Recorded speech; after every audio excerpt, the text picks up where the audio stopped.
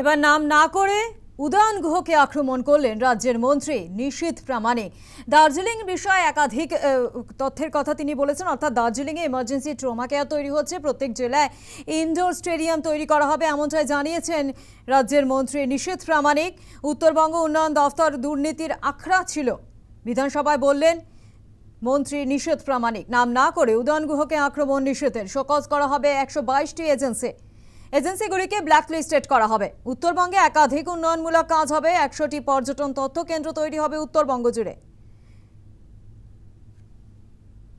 দার্জিলিংয়ে emergency trauma care তৈরি হচ্ছে, প্রত্যেক জেলায় ইনডোর স্টেডিয়াম তৈরি করা হবে, সান্দাকফুতে কন্টেনার হোম হবে। বিধানসভায় জবাবি ভাষণে বললেন নিশীথ প্রামাণিক।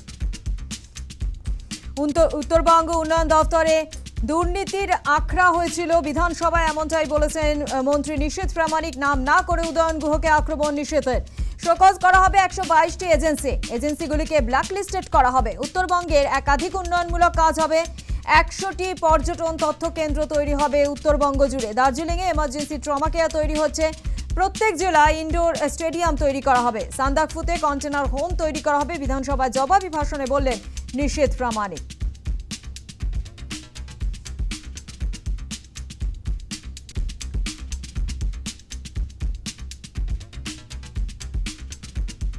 উত্তরবঙ্গ উন্নয়ন দফতর দুর্নীতির আখড়া হয়েছিল, বিধানসভায় বললেন মন্ত্রী নিশীথ প্রামাণিক। নাম না করে উদয়ন গুহকে আক্রমণ নিষেধের শোকজ করা হবে 122টি এজেন্সিগুলিকে ব্ল্যাকলিস্টেড করা হবে, এমনটাই জানিয়েছেন মন্ত্রী নিশীথ প্রামাণিক। কি বলেছেন বিধানসভায় নিশীথ প্রামাণিক, শোনাবো।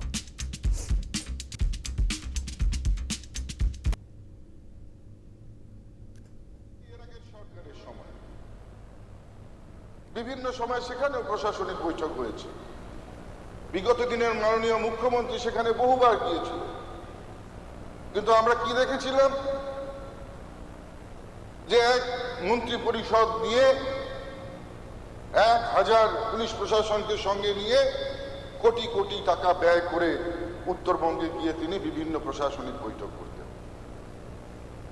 প্রশাসনিক বৈঠকে বিভিন্ন ধরনের প্রতিশ্রুতি দেওয়া হতো, কখনো বা সেখানে আমলা আধিকারিকদেরকে প্রকাশ্যে অপমান করা হতো, তুই-তোকারি করা হতো, কিন্তু আদতের ফল হিসেবে আমরা কিছুই দেখতে পারিনি।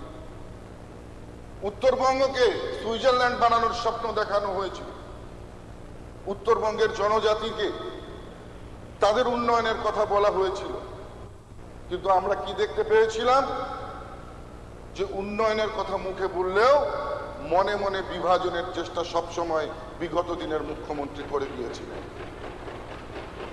একই রাজবংশী সম্প্রদায়ের ভাষাকে দ্বিখণ্ডিত করেছিলেন, একই ভাষাকে কখনো কামতাপুরী ভাষা উন্নয়ন পর্ষদের নামে, কখনো রাজবংশী ভাষা উন্নয়ন পর্ষদের নামে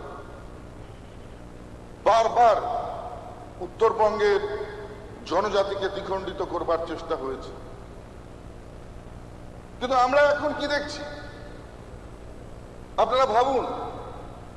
আমরা দেখছি মাননীয় মুখ্যমন্ত্রী সকালবেলায় বিভিন্ন কার্যক্রমে কলকাতায় ব্যস্ত, আবার দুপুরে গিয়ে উত্তরকন্যায় বসে সেখানে উত্তরবঙ্গের মানুষের জন্য বিভিন্ন জনমুখী প্রকল্পের কথা ঘোষণা করে আবার সন্ধেবেলায় এসে নবান্নে বৈঠক করছেন।